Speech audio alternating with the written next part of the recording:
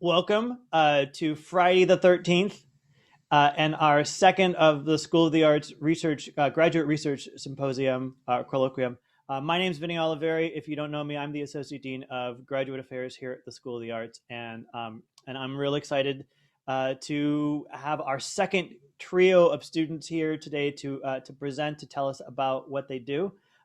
If this is your first time joining us, if you missed the last one, this is a relatively new series that we're just starting up this fall. This is a chance to let mostly the School of the Arts community, particularly the graduate students, get to know the kinds of work that their colleagues are doing around the department, around the school. The four departments here are filled with very busy students and students who are often really hyper focused on the work that they're doing, and so that ends up feeling like we're real siloed. And so because of that natural siloing, and because of the fact that we're all living in Zoom right now, and we're living in a pandemic, we don't get to see each other face to face. I thought it was a good idea to get a chance to see what each other is doing. So we had our first session a couple of weeks ago, and it went really well. We've got a new session today, and I'm going to introduce our presenters to you in the order in which they're going to present, and then I'll do a little bit of housekeeping, and then we'll get started. So first, from the Department of Art, I would like to introduce to you Ivy Guild. She will be our first presenter. She's a sculptor. And then in the middle, Yihui Liu, who's a PhD student in music in the ICIT program. And then rounding us out from drama is Fox Worth, who is an MFA student in acting in the drama department. So a little bit about how today is going to work. Each of the presenters is going to have 10 to 12 minutes to present to present their research, their work, talk about what they're doing. And we're going to go from presenter to presenter to presenter without individual Q&As. We'll collect all the Q's and provide A's at the end of the session. So we'll do it once Fox is finished. We'll come back. You can chat with each other in the chat feature. I see some of you have already found the chat feature. You're welcome to chat with each other there. But I'm going to ask you, if you have questions, to please put your questions in the Q&A feature that you can see at the bottom of your screen. That's going to help me when I run the Q&A at the end of the session to manage the questions, make sure I'm not missing any questions that are out there. So please use the chat to cheer for your buddies and tease them a little bit if you like.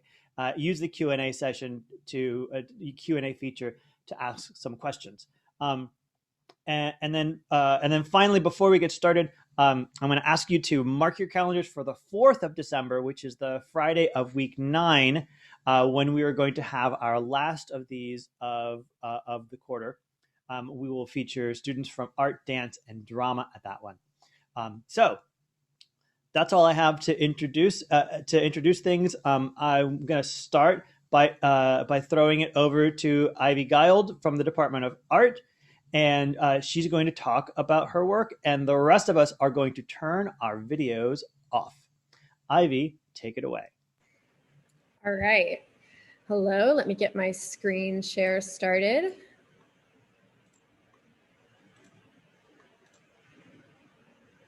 All right, perfect. All right, hello everyone. Again, my name is Ivy Guild.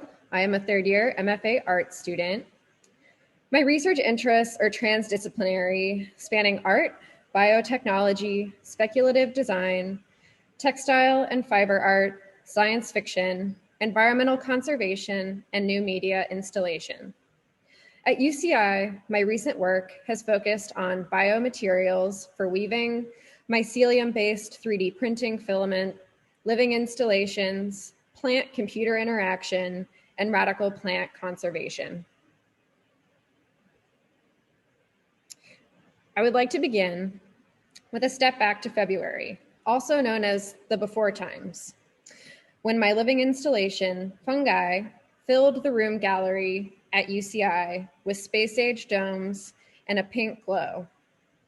This piece was part of the second-year MFA exhibition titled Para or Para. My chosen para title was a paramycologist. Let me explain why. I made this installation based on my experience of circumnavigating the United States and lower portions of Canada in my car over the summer of 2019. Along the way, I lived out of the car and spent most of my days in remote wilderness, forests, deserts, plains, marshes, and more. During these travels, I began to feel smaller in relation to the big, beautiful planet we live on. I began to wonder about what a post-human world might look like and who or what might survive beyond humanity. This brings me to mushrooms, or being a paramycologist. Fungi have been around longer than most life on the planet. They form neural networks in all of our forests. They are very smart, survivalist beings. Artificial intelligence is similarly progressing beyond the humans that created it, and would therefore be another likely candidate for survival beyond the Anthropocene. In the speculative narrative I constructed with this work, fungal mycelium, which is the root system of fungi that binds the forest, would bond with artificial intelligence through cyber optic cables to form their own hybridized being to exist beyond us, and even facilitate our human removal from the planet to continue their own survival. This exhibition consisted of small islands of these proposed future colonies. I grew several varieties of living fungi in pieces of wood, computer monitors, electrical outlets, and retired speakers. The domes would become opaque throughout the day as automated humidifiers filled them with steam to help the fungi grow. A constantly pink and purple glow filled the space from the red and blue UV rays being emitted from grow lights within each of the domes. Throughout the space, a low hum and pulse provided a soundtrack that emanated from the mother dome in the middle of the room. Being speculative by nature, fungi was the beginnings of what a post-human union might look like. And then COVID-19 struck, and my plans for thesis and the remainder of 2020 changed. I reconsidered how I want to use my artistic practice and decided I would like to evolve it into a more research-based practice with real rather than speculative results. Over the past 8 or so months, I have been reconsidering how I want to approach my practice. The MFA art program, like much of UCI's campus, lost studio and lab access for a large part of 2020. In the meantime, I focused on harnessing my skills as a weaver, doing what I could for others, and spending nearly every weekend outdoors reconnecting with the earth. Before I get into what I have been doing as of late, I want to share some of the weavings I made during the quarantine period. We have all heard the phrase moving target too many times this year and have felt it in our personal and professional lives. For me, this led to processing the myriad feelings of 2020 through my weaving process. These feelings manifested in a series of works that all feature fluctuations in pattern and movement through textiles. The first piece is a reflection of the numbness I felt at the beginning of the pandemic, with the world seemingly pulled out from under me and everyone else.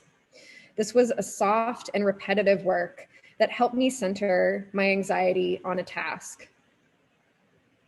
This next work reflects the murkiness of the world as we began to see cycles of pandemic fear, denial, death, and healing circulate around the world and repeat themselves. After the murders of Breonna Taylor, George Floyd, and too many others, I found myself weaving with a purely Black weft. The design of this piece is cyclical and repetitious as we find our country repeating its mistakes and magnifying them for the world to see. My final pandemic weaving, up to this point at least, is a tube that I wove on the small travel loom that I took on my summer road trip from 2019 that I described earlier. The tube serves to be a metaphor, conduit, mediator, and receptor for my feelings about the past 8 months, and in many ways, the past 4 years of the United States under Donald Trump. This piece allows me to hide, scream into the void, attach myself to my surroundings, and struggle with their containment. This brings me to what I am doing today. There are 3 major parts of my thesis and teaching work that I would like to share with you. First, I'm wrapping up a fantastic year in the Pedagogical Fellowship Program in the Division of Teaching Excellence and Innovation here at UCI. My passion for teaching has grown over my experience in Claire Trevor School of the Arts and has become inextricably linked to my research and career as an artist. The first part of my thesis here I want to touch on involves the speculative design course that I have been teaching to our wonderful undergrads this quarter and, as of recently, next quarter as well. As I began forming this Zoom course, I was asking myself how I could best get myself and my students excited about speculative futures when our present was going so wrong.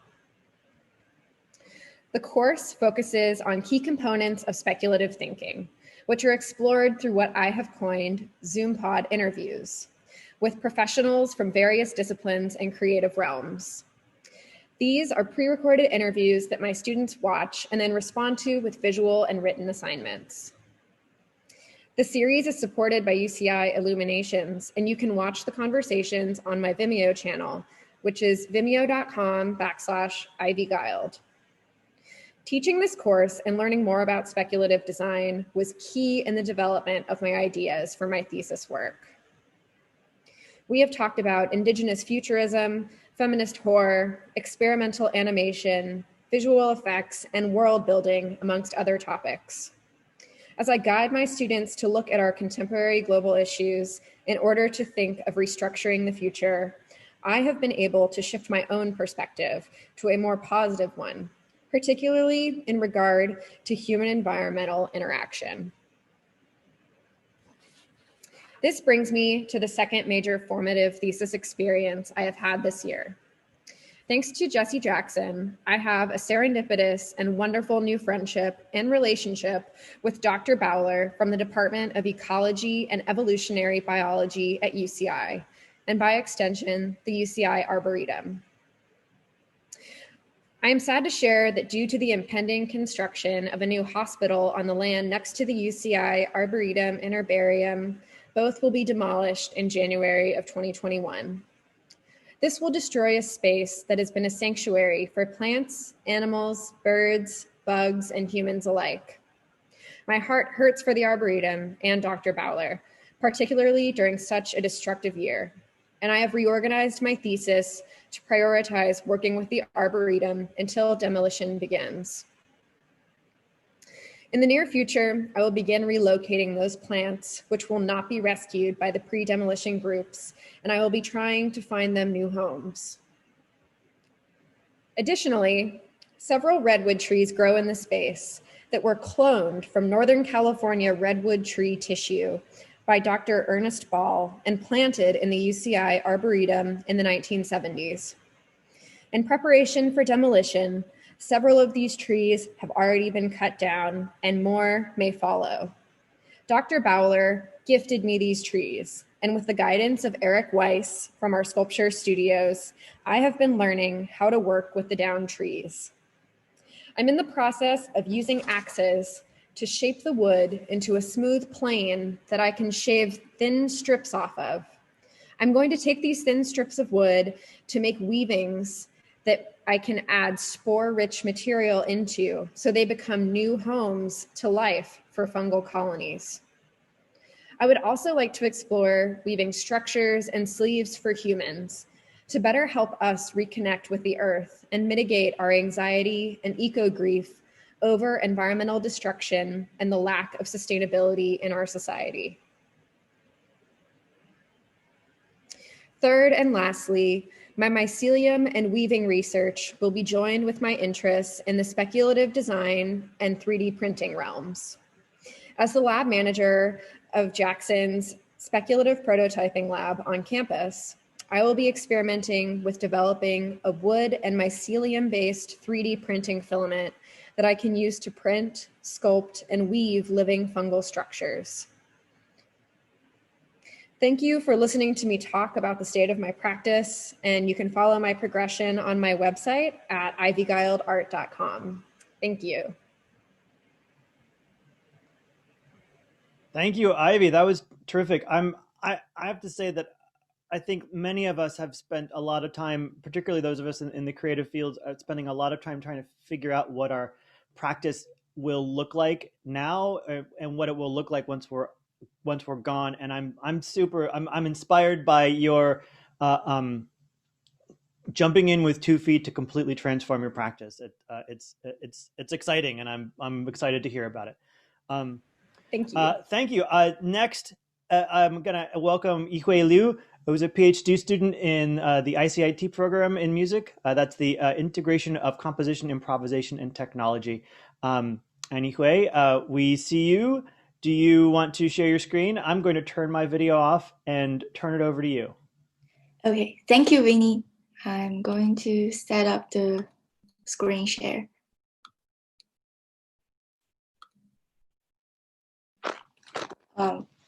Hi, I'm very happy to present you my dissertation research and creative work today.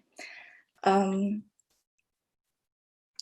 dissertation is about advanced dynamic music, designing algorithmic music in video games as an improvisatory experience.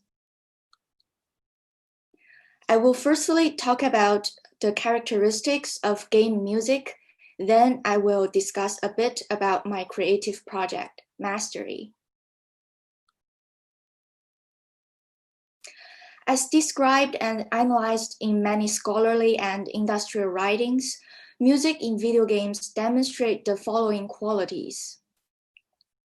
Karen Collins said in her paper about game audio that no single soundtrack is played the same way or at the exact same time or together with exactly the same sound effects twice, due to the fact that video games are highly interactive media. Thus, game music is highly dynamic and not linearly predictable, fundamentally different from a film soundtrack, which has static music played on a fixed timeline. Game music often adapts to gameplay. Music can give sonic signal and alert to the players and enhance emotional expression of the game narrative and art styles. Music also adapts to game-driven or user-driven changes in the game states, such as if the player clicks the quit game button, the background music will also stop playing. The word procedural refers to the technical implementation and programming of game music. It's the process of connecting music to the game codes so that a particular music segment can be triggered at the correct moment. Many scholars think game music is interactive or should be more interactive. As Professor Christopher Dobrian states that in the word interactivity implies mutual influence between agents that are also in some way autonomous decision makers. I consider music as involving 2 layers of interactivity. The first interaction is a one-way interaction, while music is compliant to the game engine. The game engine sends information to influence and change the music to play in certain ways or at certain time, while music sends information back but will not influence or change the game engine, except the genre so-called music game, like Guitar Hero. The second layer of interaction is between the music, or say game audio as a whole, with the players.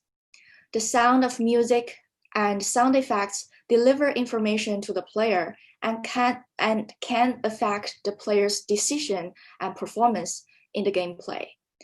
While players' input and real-time control sent through the game engine can also affect and influence what's being heard in the game audio part. Thus, between players and game music, I argue that there is a round-trip interaction with mutual influence while the game engine functions as a middle part. Modularity has been discussed specifically by music theorist Medina Gray, where she explored game music consists of many distinct modules together with rules that govern the module's possible behavior and combination. One critical component of modularity in video game music is the themes that arise when one module stops and another begins, or when two modules overlap in real time. Although algorithmic music composition has various definitions, the concern in my research focuses on the algorithmic principles or methods used to build musical structure. In my research, I primarily used the principles of a first-order Markov chain process as a compositional tool. Lastly, generativity closely relates to algorithms. It manifests the consequence of an algorithmic composition. By deciding an algorithm, a music system can generate specific music data to form a continuous passage. Such a generative passage usually builds on smaller musical units as modules or building blocks. A building block can be a musical note or a music note motive or phrasing unit as commonly used in traditional composition. By utilizing an algorithmic generative background music, musical parameters can be easily linked with game parameters. Thus, I'm suggesting a new definition to gaming as a platform for music improvisation, where the players become the performing musicians manipulating a complex generative music system. It also highlights additional roles to the composer who need to compose, design, produce, program, and implement the music system into the game, as opposed to write a score in the traditional way.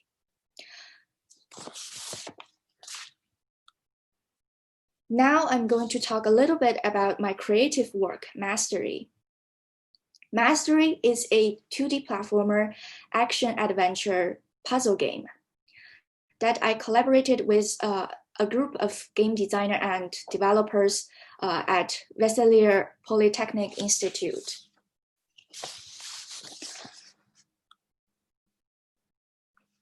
The main character uses weapons that made of the 5 elements and beat enemies along the journey. The picture shows the entire level 1 map, and I composed 6 musical movements for the 6 specific areas in the level, and 1 event music for places where player unlocks story plots. I will now show you a couple of the ADM design in this project. The first is smooth transition between all movements. Between every 2 adjacent movements, I composed a unique transition passage. Transitions are triggered by geographical location of the player, and they can be played at any time smoothly and musically, as player can decide to move to the next zone at any time. Here is a video that can show you the smooth transition design. I will first play you 3 audio excerpts separately: the beginning of the main theme movement, the beginning of the wolf's movement, which starts on a drum intro, and the transition passage between the 2 movements. Second, I will play you a recorded gameplay showing how this transition passage worked in real time.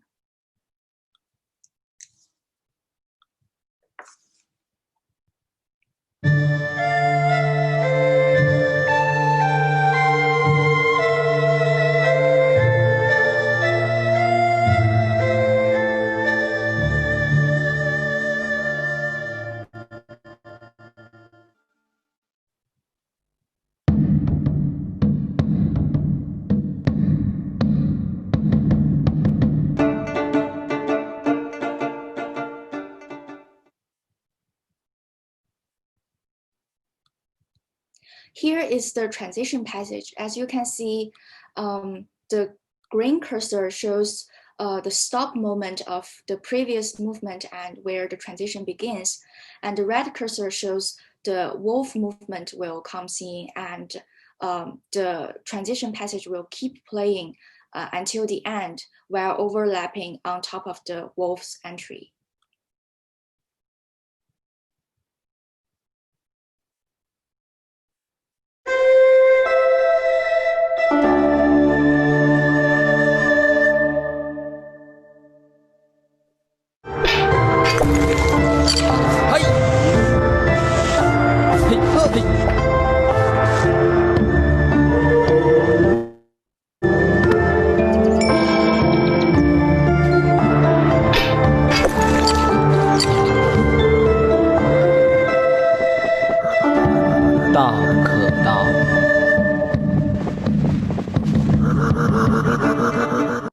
So back to my slides. I included more generative elements in the first two movements, utilizing the player's input sent from the game controller. The movement of the player are categorized into 5 groups. Each group of players' motion is leveled by the frequency it occurs in the playtests and are linked with different musical parameters. In the first movement of the music, I designed a labeling system to label all the pitches inside the specific tonality of the piece, and organized audio samples of the pitches into pitch collections, then connected them with the 5 groups of players' motions. When player is performing a high-intensity motion on the game controller, a wider voice leading will be generated in the counter melody layer in the music. Thus, the shape of the melodic contour follows the player's input data, forming a tonal, interactive, and generative melody. Here is a video showing how pitches are generated in both the WWise engine and in real-time gameplay.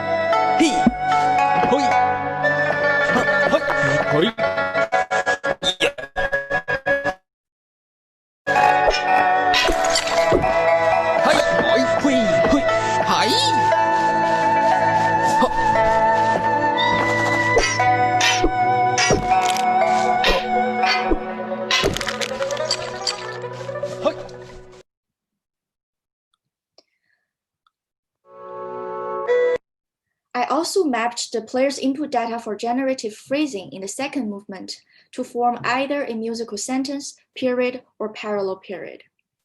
For the sake of time, I will skip and introduce one last ADM feature in the project. In the second movement, besides the generative phrasing, there's also aleatoric meter or beat pattern. While the background music segment is on loop, each time the engine will randomly choose a music sequence in either 4/4, 5/4, or 6/4 meter to play. Here is a demonstrative video recorded in gameplay. はい。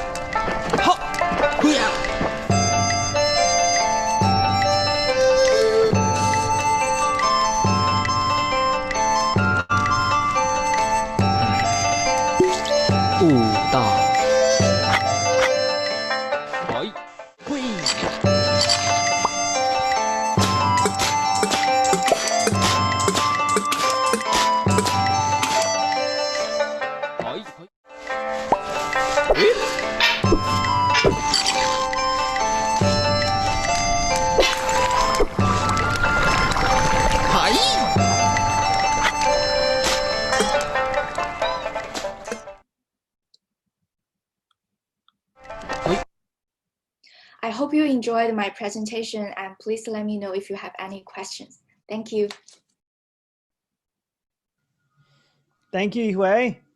I'm really impressed by the deep level of intricacy and research that goes into this, and then also such a really interesting a creative application of the research. So thank you so much for sharing your work with us. Thank you. Now I'm going to ask Fox to show up, and Yihui, turn your camera and your mute and off. And Foxworth, you are muted, just to let you know. All right. Fox is from the Department of Drama and the Acting Program. Take it away, sir. Hello, everyone. Like Vinny said, I'm Fox, and I am a third-year grad acting major. And I am going to show you what I'm working on. Let me share my screen. Okay, so We Got TV pilot presentation by me, yours truly, Mr. Foxworth. One second. Ooh, so what is this? So We Got is a series about Detroit siblings who, due to an unfortunate and unforeseen death, have to stick together and the journey that follows them. Now, what's interesting about We Got is it's actually following two timelines. It's following young boys way back in 1996 as they deal with the loss of their mother. And then and the big brother basically taking responsibility and raising his brothers. And then it also takes place in the future, 20 years down the line, when their big brother has passed away, and now the kids who are older and they are adults now, they are figuring out life and what have you. And so this is going to be a love letter to Detroit. Detroit is where I'm from. I'm a Detroit boy from the heart, from the core. And it's also going to be an ode to Black families and siblingship. And it's inspired by my relationship with my own brothers. And I say inspired. I talked to them today and I said, it's not directly about you, but it's inspired. I am the oldest of six boys. Six boys. My mom is now in the process of adopting a girl right now. So 7 kids. I am the oldest. Why am I doing this? Well, those of you who know me from UCI, you know me as the actor Foxworth. I don't think a lot of you have known me as the writer. And I am actually a writer first. Writing has always been my first love. I didn't start acting until I was a junior in high school, but I've been writing since I was 7.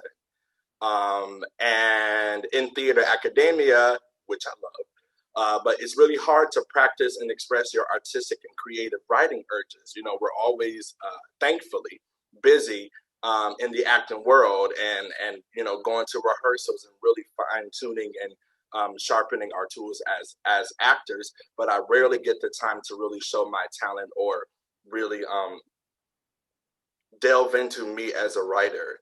And we have a wonderful opportunity this spring. The grad acting faculty has just made an apprenticeship for the 3rd years, to where in the spring, where we would usually kind of be done, you know, with only a few classes, we have the opportunity to work on whatever we want to work on. And I really want to work on this script and this pilot. I plan to do a reading of this script. I plan to write this, do a couple drafts, get some actors together, some friends or what have you, and to record us doing a reading. So let's get into how I write. How? Okay. I'm a minister. Those of you who don't know me, I am a minister. I'm a very spiritual man, not religious, spiritual. And I always, you know, when I'm about to write, I pray. This is not always in the order of this, but these are just things that I tend to do. So I tend to pray and ask, why am I doing this? What is the reason that I specifically am doing this, right? Is it actually for a reason, or is it out of greed? Is it out of me just wanting to write so that I look good? You know, I never want to do that. I never want anything that I write to be in vain. I have a duty as a playwright. It's my ministry. I think it's a part of me being a minister, and I take it very, very seriously because, as you see, this beautiful Black man is holding this world in his hands. And I think when I write, I have a chance, not necessarily to play God, but to play as God's hands. I'm creating a world for somebody out there in the world to take that in, to you know, see it and digest it. And I never want it to be something that I think will instill hate or instill negativity or anything like that. I always want it to be positive and for a reason.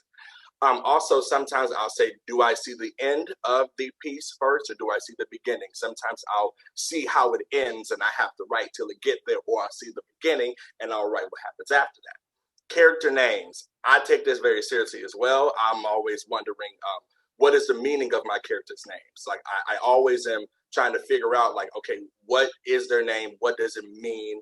And how can I build a human from that? How does it sound when I say the character's name? Does it actually sound like someone or that character would say it? How does it feel coming out of my mouth? Does it work? You know, sometimes you're like, oh, that's a really good name, but then you say it and you're like, nah, maybe not really, you know. So I usually say it out of my mouth a lot. I kind of become the characters because they're all up in there and I have to give them some time to speak. And it's a lot of characters that I'm dealing with. So, and also, is it believable? You know, if, especially with this being from Detroit, I'm going to say when I go back home in December, I'm going to say a couple of these names to some family and see if they're like, oh yeah, I believe that, or I could see that, you know. Also storyboards. So I go through and I'm like, okay, what's happening? Where are these characters going? What is their journey? How do we get them there? What's their relationships? Who doesn't like who? Who loves who? How did they, you know, I have to build a world. Paying homage. So if I'm writing a piece about Martin Luther King, it's very different than if I'm writing just a random piece, right? And this being an homage that I'm paying to Detroit and I'm paying to Black siblings and siblingship, I have to, there's a certain way in which if I know I'm paying homage, I'm going to write differently. I daydream. That is so big. Daydream as you're writing because you have to see it. You have to see it in your head. And it's like sometimes you may see something and then write it down, or, you know, it's just always great to daydream. I do it while I'm walking, while I'm brushing my teeth, while I'm working on other things, while I'm laying on the floor, laying in the bed. I'm always daydreaming about my work. Writing a character, having my friends in mind. So a couple of my friends, I wrote a couple of these characters based on them for them to play. And so that sometimes helps as well. Music is huge for me. Music is a big part of my creative process and why I do what I do. And as an actor, I always make a playlist for characters, and that's how I work into characters. And as a writer, I'm also make a playlist. Sometimes I'll make a playlist for the whole play or the whole series, or for one character needs a playlist, or that character needs a playlist, or, you know, it's always different, which is frustrating, but also the lovely thing about it is you never know. Maybe I'll make a playlist in which it's everybody, and maybe this person doesn't have one because maybe I'll leave that up for the actor. It's always different. And then I think it all out, draw conclusions. Is it working? Is it fluid? Can it make sense? Daydream again, go back, write again. I'm always thinking about that. So here is an example. So here is, I'm talking about, you know, it's 1986 in the old days, and it's to the present day. Here's Alik, that's the oldest brother. He's 25, and I had to go, you know, I have to make this so that I can keep up because it's a lot of storylines that I'm messing with, and his mom and whatnot. And I just build their names, and I'm going to show you how I got their names here. So I looked up, you know, names that mean motherly, and I tried to see if it works. Shanice means God may protect, and, you know, to me, moms protect. That's what this mom in the old timeline, that's what she is, and that's what her name means. So that when actors see it and when actors get it, they can go and say, oh, that's why. So that should tell me something about how she is. Also for Alik, finding his name, protector of mankind. He's the oldest brother. He's a gay man, quite similar to me. And I got his name from the defender of men because he's literally defending his younger brothers. Ezekiel, masculine name, meaning God's strength. And that tells me, and literally sometimes I could make, oh, Ezekiel means God's strength. Then I'll make him strong. Or maybe I'll make him not as strong, you know, so that it's something about his name that is telling us who he is. And as well as Apollo, meaning manly beauty. And in the series, Apollo becomes a basketball player, and he's this really popular guy, and everyone loves him. And so that ties into his name, but he's also a fierce man. Don't mess with him. These are more things about what his name means. Daniel, masculine name, God is my judge. Daniel ends up becoming like somebody who is in law, who was working with law. So that's how we get with him as well. And earlier when I was saying, do I see the beginning first or do I see the end? I saw the end of this. I had been thinking about this for a minute, but I saw the end. I knew that there was going to be the song Lost One by Jasmine Sullivan, that was going to play at the end. And I saw young Alik and old Alik both going through similar things where they've just, old Alik has just died and he's trying to cross on to the other side. And young Alik has just had his mom that has passed away, and he is trying to allow his mom to pass on to the other side. And towards the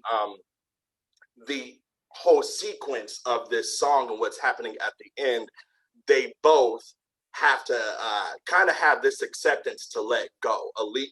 Old Alik has to let go of his younger brothers and allow himself to know that they will take care of themselves. And the young Alik has to let go of his mom. And she kind of has to let go of him too, knowing that he will take care of his brothers. And all I know is the last line that I heard was, pick your head up, son. It is well. It is well. So here's a playlist of what I got going so far. Wolves by Big Sean and Post Malone will be the opening. That's what I'm thinking about. These are just some songs that were going through my mind. One of the characters solo, he's a weed smoker and he's really, really chill. So that's where I got Rick James, and of course, Lost One by Jasmine Sullivan. Y'all should listen to that because it's really good. When and what's next? Usually never, but because I have a deadline, this is different. I think it's good to have a deadline period because, it's always great to give yourself a deadline so that it pushes you to write. Also, what's next is rewrite, eat gummy worms, to talk about how much you hate this script, cry, grunt, forgive yourself, laugh at yourself, write, rewrite, and repeat. Those who are writers in here, you know what I mean. Have many readings. A couple weeks ago, I had 2 friends reading this. Have people read it, people that you trust. Trusted individuals. This is your baby. This is your project. And always make sure that you are only allowing people to see it who you trust, at least in the earlier stages. Make it fun. If I was in person, I'd bring all my actors snacks and allow them to read and hear their thoughts and hear what they think. I'm going to allow someone else to read my stage notes because I want to experience it how I would experience it if I were to watch it. Just listen to your piece, your soon-to-be masterpiece. I'm going to be having a read of my script in the spring. I want to see if it will work as a pilot that someone, a producer, what have you, will be interested in buying, interested in casting for. Do actors connect with the roles? Do directors connect? Could a director be excited to direct this? Do people connect, period? Do people watch this and listen to this and say, you know what, I want to invest in these characters. I want to invest in this writing. And also, do you like it? Do I like it? If you get bored reading your work, what's to say no one else would? So do you like it? And I actually do love this because it's about my brothers. It's about Detroit. It's about Black siblingship. A gay brother is going to be training up all these men in the hood of Detroit. And I think that's really, really interesting. And just lastly, an excerpt from the pilot. Teddy is a friend of our main character, and our main character is going through it. And Teddy is giving him a little advice. And I'm going to read this. Now, maybe a little too soon, but if there's one thing all of this is telling you, it's that life is short. Can't be wasting it on what ifs, maybes, or never trying. Go for what you want, my nigga. Love and death are crazy things, but it's all a part of this game called life. Can't go through life without either of those two popping up from time to time. Death happens not to make us scared to live and continue, but to go for everything you can while you're still here. Mom Dukes' passing wasn't just an unfortunate thing that happened. It was a baton being passed. Now run with that shit.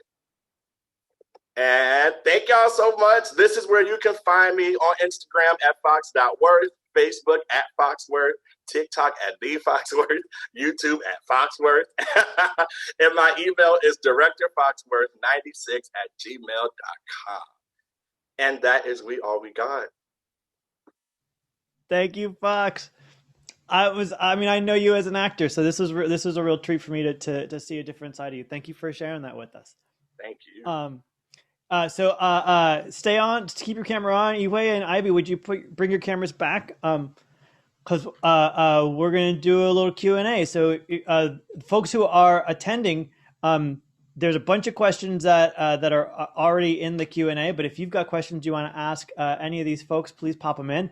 I'll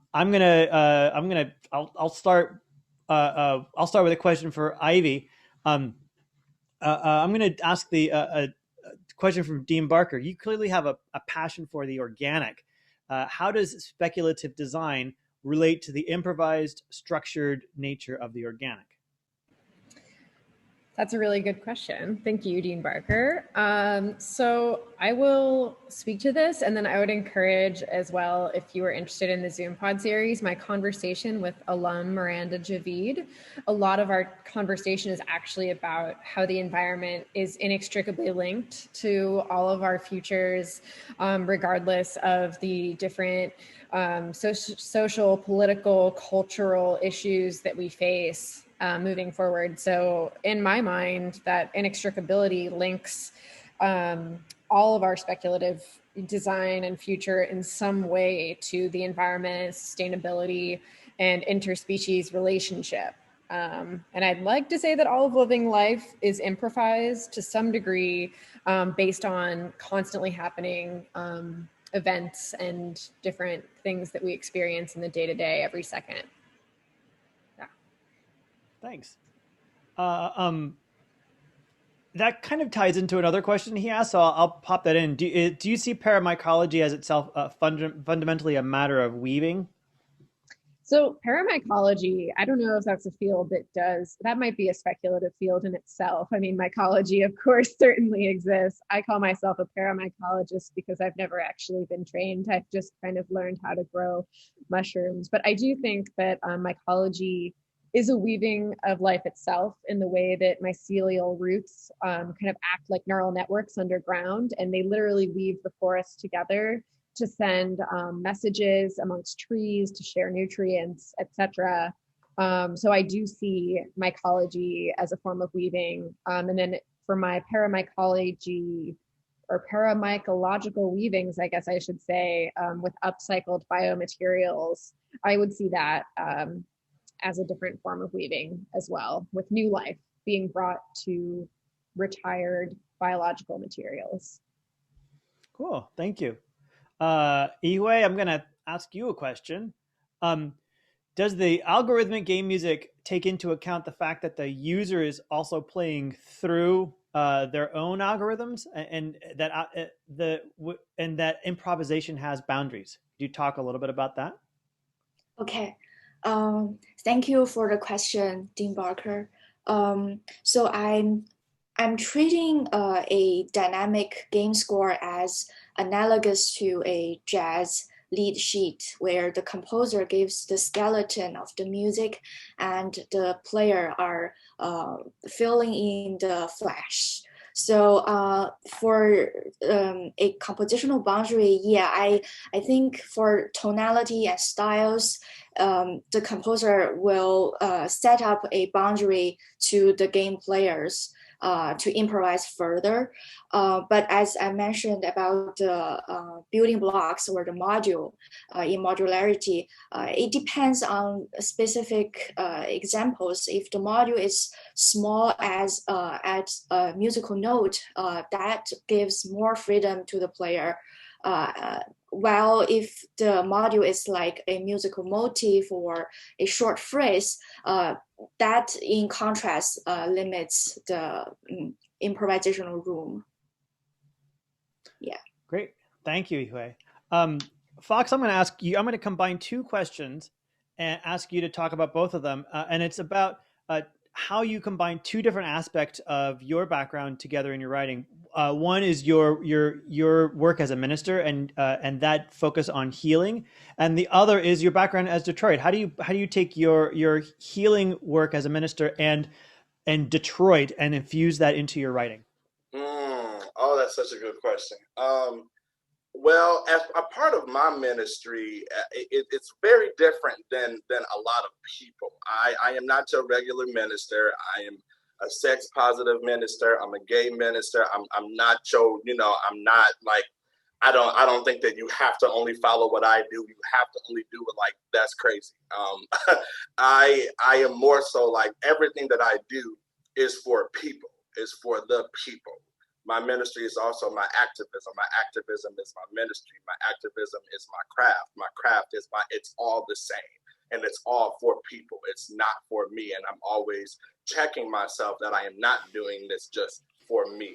So with Detroit as well, Detroit is for Detroit. A lot of people have a certain idea of what they think Detroit is and how they, I've always gotten asked, oh my gosh, have you gotten shot before? And do you live in the hood? And I'm like, y'all don't even know. You don't even know how beautiful my city is. So I always take from Detroit being like one that is a pride. And in this writing, all these brothers have a pride that comes with their city, and they want to make their city better, and they want more people, because we were and still are Motown, so I use that. And as far as my ministry with my healing, I mean, I want people to, so there's one character, so it's the young brothers, and then there is basically a family friend who is the same age of one of the boys. And when they're young, they're all boys all hanging out. This family friend ends up becoming like a really close brother to them, and even ends up transitioning as transgender as a woman. And I write that in there because when people watch my work, I want people to see themselves. I don't care if you look like me or not. I don't care if you like who I like or not. I want you to see yourself. I want you to know that you're not alone, to know that someone out there sees you and they're not going to stereotype you. They're going to try to make you complex, because as a Detroit man, I am complex. I am not just one thing. I am hood.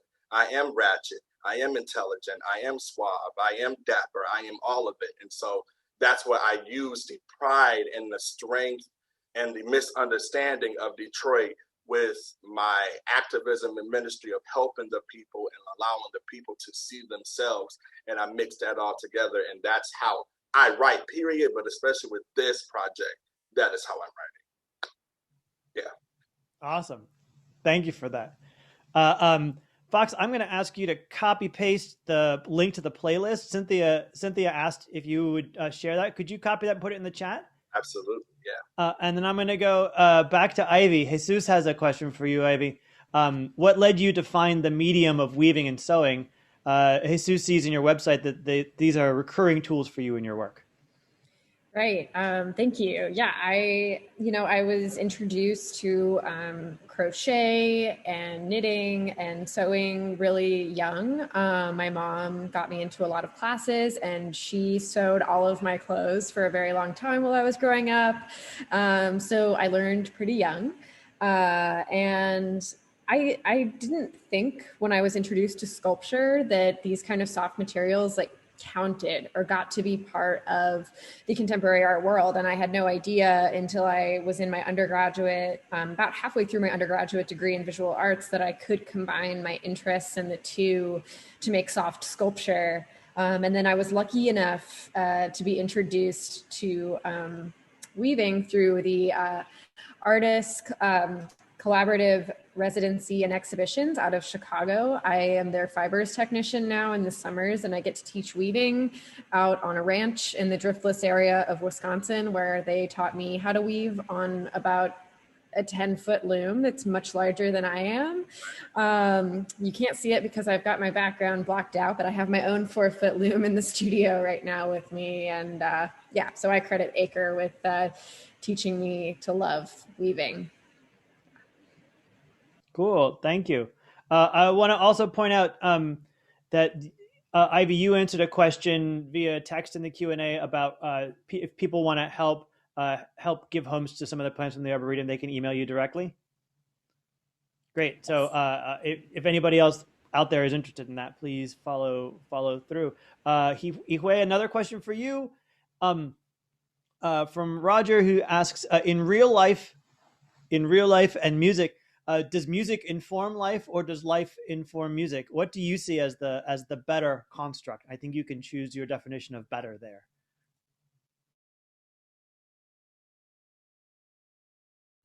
Sorry, I was unmuted. This is a tough question.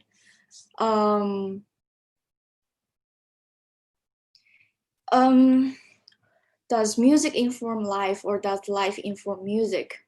I personally think music is informed from life. Yeah, I take inspiration from life all the time.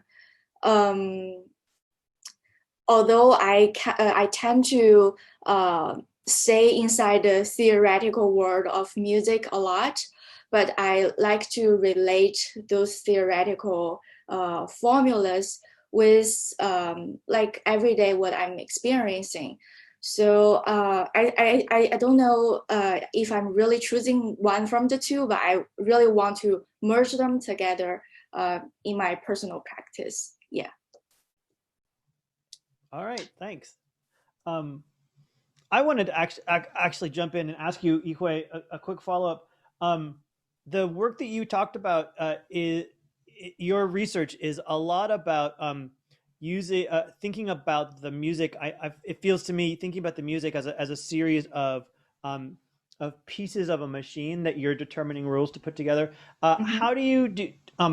How do you think about and incorporate some of, I guess, what I think of some of the more aesthetic ideas, instrumentation, motif, theme, melodic work? Is that factored into your research, or do you think about those in a different way?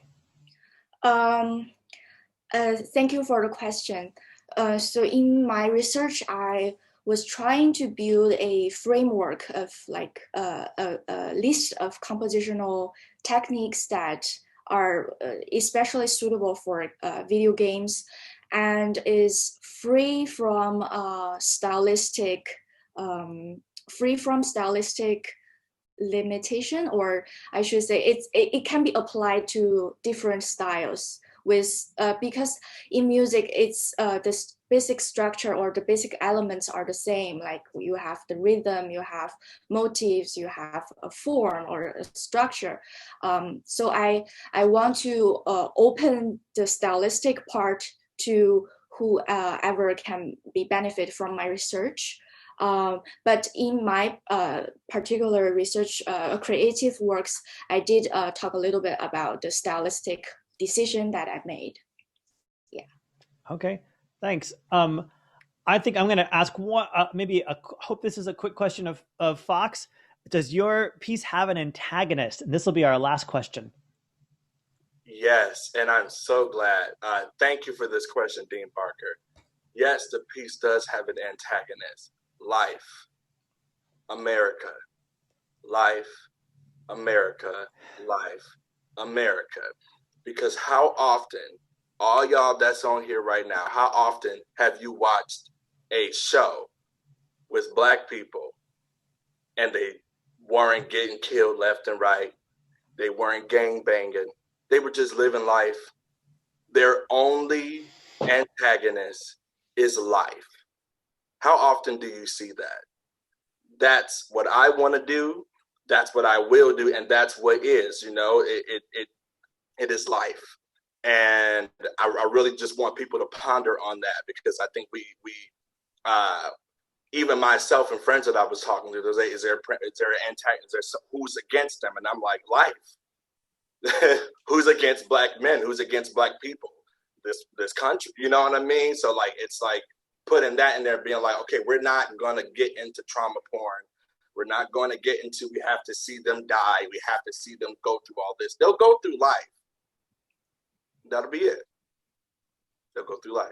Yeah. Right on. Thank you. And we're at 4:30, everybody. So I want to make sure that everybody has a chance to go and enjoy their weekend. Ivy, Yihui, and Fox, thank you so much for joining us today and talking about your work. I left the first one of these inspired, and I'm leaving the one today inspired. And I want to thank you for spending some time with us and putting this together. I want to thank everybody who joined in on a Friday afternoon, on Friday the 13th. In fact, the last time we had a Friday the 13th, it was at the beginning of the pandemic. I'm hoping that today's is a whole lot better for all of you. And that's it. Go off, have a good weekend, work hard, make good work, and mark your calendars for the 4th of December, because that's the next one of these. Thanks, everybody. Bye-bye.